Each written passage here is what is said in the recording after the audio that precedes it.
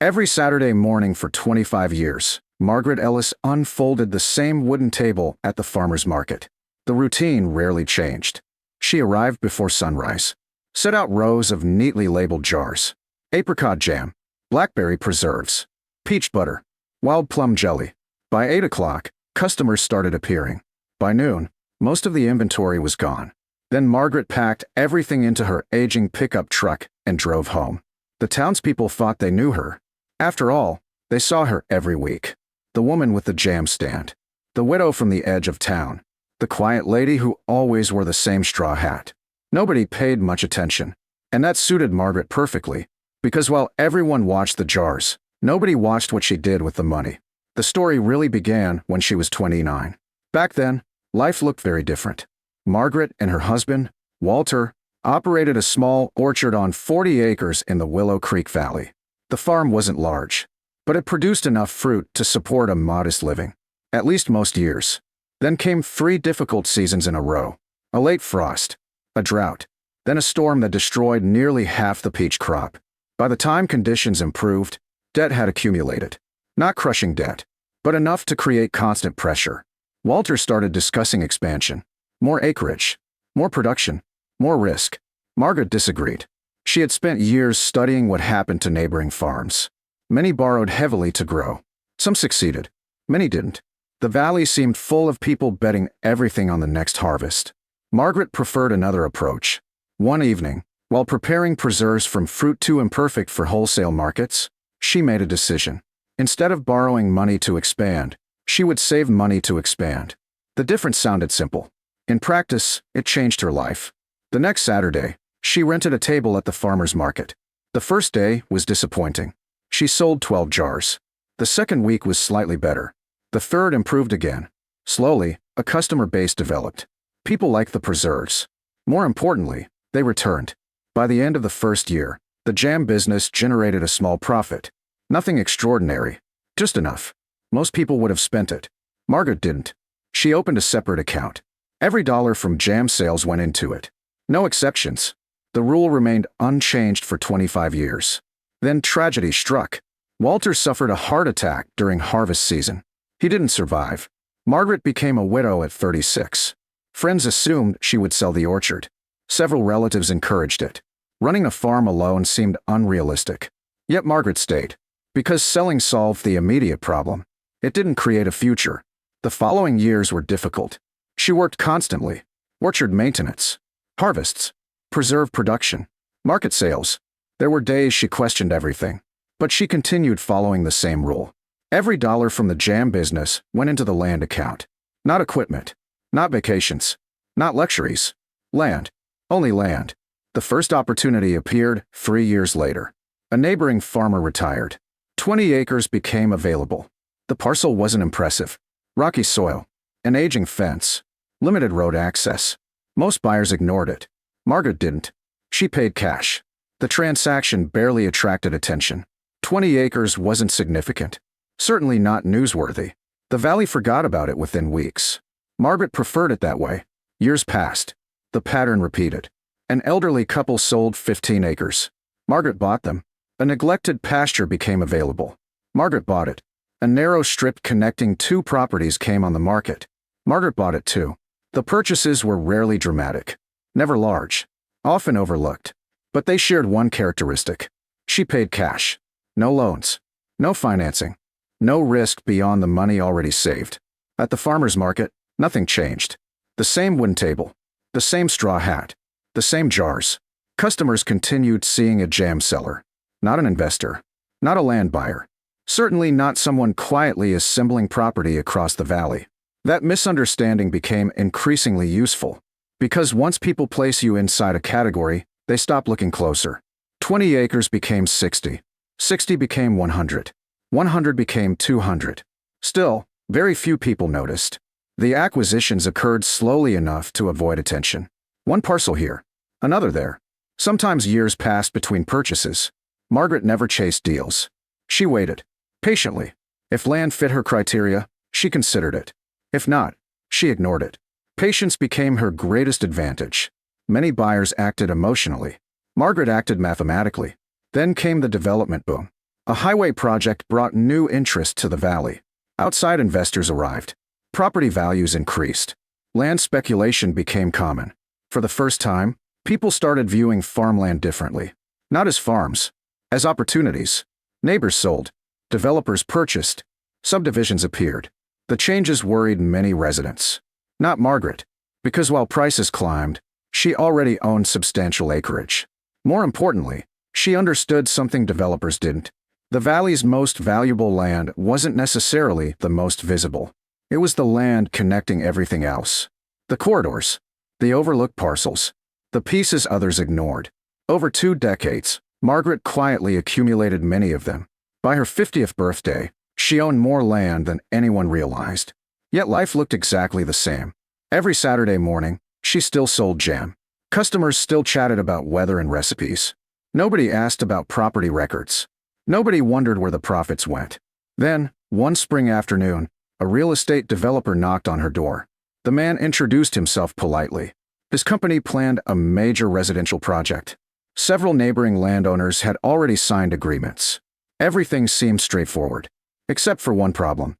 The developer unfolded a map and discovered that a surprising number of key parcels belonged to the same person. Margaret Ellis, the jam seller. The developer looked up from the map, then back down, then up again, clearly convinced there had been a mistake. There must be some confusion. Margaret smiled. There isn't. The man studied the documents. His expression slowly changed, because for the first time, someone had added up all the pieces. And if the records were correct, the woman selling preserves every Saturday morning had quietly become one of the largest landowners in the entire valley. The developer sat silently at Margaret's kitchen table. Maps covered the surface. Property records, survey documents, infrastructure plans. The man reviewed them repeatedly, each time reaching the same conclusion. The project his company envisioned depended on land they didn't control. Land owned by Margaret Ellis, the woman most people knew only as the jam seller at the farmer's market. Finally, he looked up. How much do you own? Margaret smiled. I've lost count. The answer wasn't entirely true. She knew exactly how much she owned. The figure simply surprised people. The developer returned to his paperwork. Several parcels appeared insignificant individually. Together, they formed something entirely different. Access corridors, road connections, utility routes, drainage paths, key pieces linking larger properties. Pieces most investors overlooked. Margaret hadn't. 25 years of patient buying created a puzzle nobody noticed until it was finished. The developer left that afternoon with more questions than answers. By the following week, word began spreading. At first, only among real estate professionals, then surveyors, then attorneys. Eventually, the story reached the wider community. People reacted exactly as Margaret expected. With disbelief. The woman from the jam stand? Impossible. The widow with the old pickup truck? No chance. Yet county records told a different story. And county records never cared what people believed.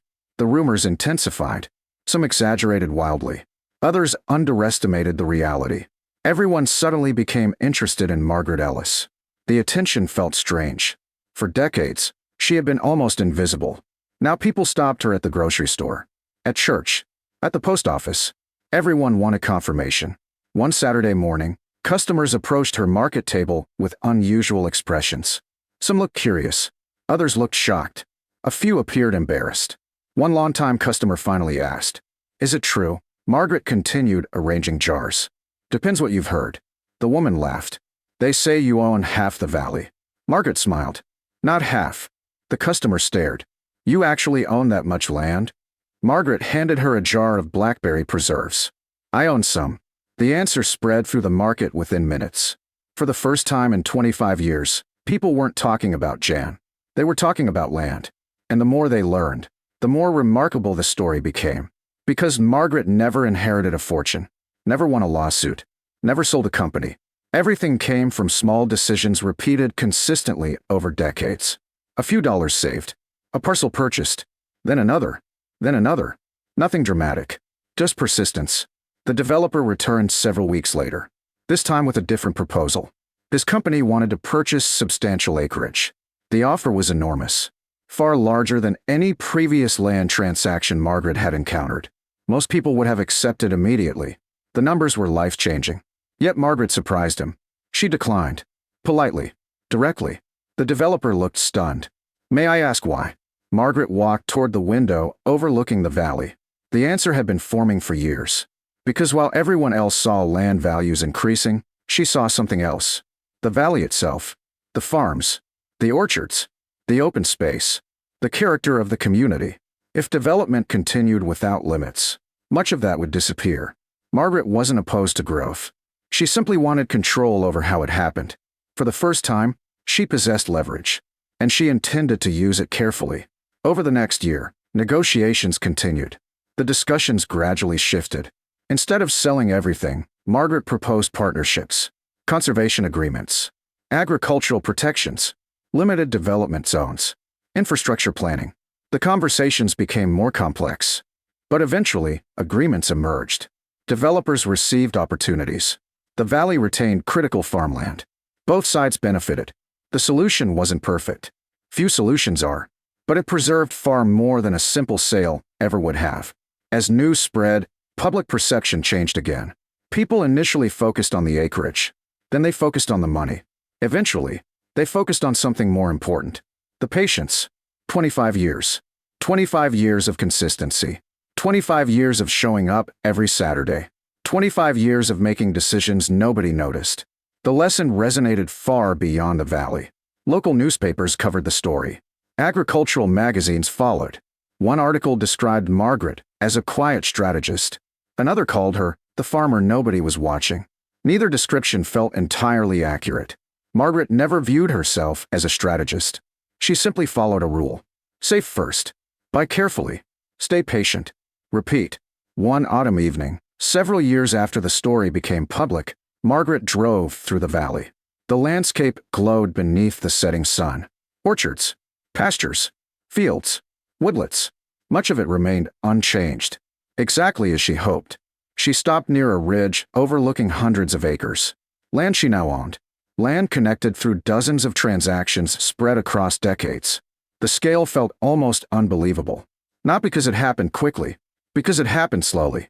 Most people underestimate slow progress. They notice sudden success. They rarely notice the thousands of ordinary decisions that create it. Margaret understood that better than anyone.